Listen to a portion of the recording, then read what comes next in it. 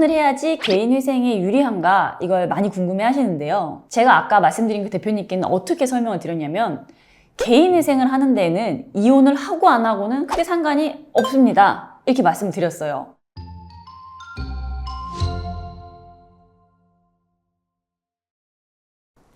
안녕하세요. 회생이 답이지의 이미지 변호사입니다. 제가 얼마 전에 친한 그 회사의 대표님과 만나서 이야기할 일이 있었는데 그 대표님이 요즘 너무 어려워졌다고 하시면서 뭐 개인 회생까지 생각할 지경이다. 근데 아내분한테 너무 미안한데 혹시 아내한테 피해가 안 가게 하려면 이혼을 하는 게 맞을까요? 이렇게 물어보시더라고요. 그런데 제가 실제로 상담을 해보면 상당히 많은 분들께서 개인회생 신청을 하기 전에 이혼을 해야 된다라고 알고 계신 경우들이 많더라고요. 그러니까 이혼을 해야지 개인회생에 유리한가 이걸 많이 궁금해 하시는데요. 제가 아까 말씀드린 그 대표님께는 어떻게 설명을 드렸냐면 개인회생을 하는 데는 이혼을 하고 안 하고는 크게 상관이 없습니다. 이렇게 말씀드렸어요.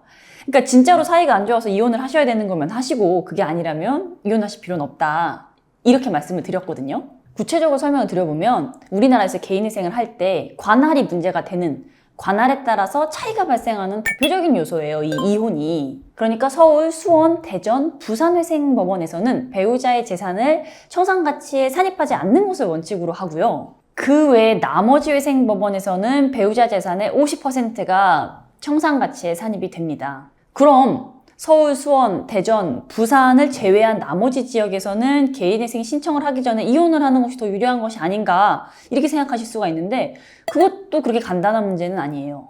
제가 개인회생을 악용해서 부당하게 이익을 얻는 것이 얼마나 어려운지 설명드렸던 영상이 있는데 이혼도 마찬가지예요. 재산을 다 배우자 앞으로 돌려놓고 이혼을 하면 재산을 지키면서 개인회생으로 채무는 다 탕감받을 수 있겠지 이렇게 생각하시는 건 굉장히 아니란 생각입니다.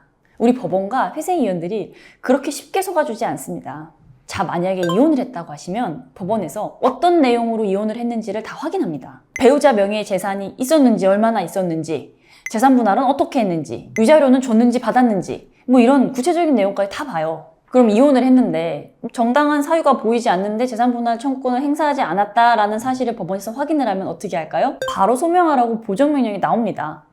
왜 재산 분할을 요구하지 않았냐는 거죠. 그때 재산 분할을 하지 않은 이유를 증거를 내면서 소명하는 일이 결코 쉽지가 않습니다. 그러니까 실제로 이혼할 때 재산 분할을 하지 않는 경우는 내가 배우자 본인 특유 재산의 증식에는 기여한 바가 전혀 없고 우리 부부가 공동으로 형성한 재산은 없다. 그렇기 때문에 재산 분할을 청구할 권리가 없었다라는 게 이제 대표적인 경우인데 실제로 이런 경우라고 하더라도 이걸 법원에다 입증하는 게 쉽지가 않거든요. 그래서 개인회생 신청 시점으로부터 2, 3년 이내에 재산 분할 없이 이혼을 하셨다라고 하면 법원에서는 배우자 재산의 절반을 청산가치에 산입을 해라 라고 보정명령이 나옵니다. 결국에는 이혼을 하나 안 하나 똑같은 결과가 되는 거죠.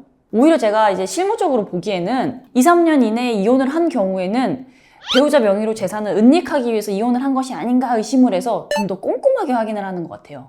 그래서 저희 사무실에 상담을 받으시면 저희가 먼저 이혼을 하시라고 권해드리는 일은 사실상 거의 없어요. 이게 배우자와 관련해서 배우자의 재산이 청산가치로 고려될 것인가 하는 문제만 있는 게 아니거든요. 그러니까 배우자가 있는 경우와 없는 경우에 최저생계비가 좀 다르게 책정될 수 있다는 문제도 있고 또 뭐 자녀분들이 있으신 경우에 좀 더 복잡한 문제가 되고요. 그러니까 단순히 이혼을 하면 더 유리하다 이렇게 말할 수는 없다라고 생각하시면 좋을 것 같습니다. 그러니까 지금 본인의 여러 가지 상황 때문에 개인회생을 고민 중이시라면 저희가 아래 고정 댓글로 남겨드린 연락처로 연락을 주시면 저희 사무실에서 최선을 다해서 도와드리도록 하겠습니다. 감사합니다.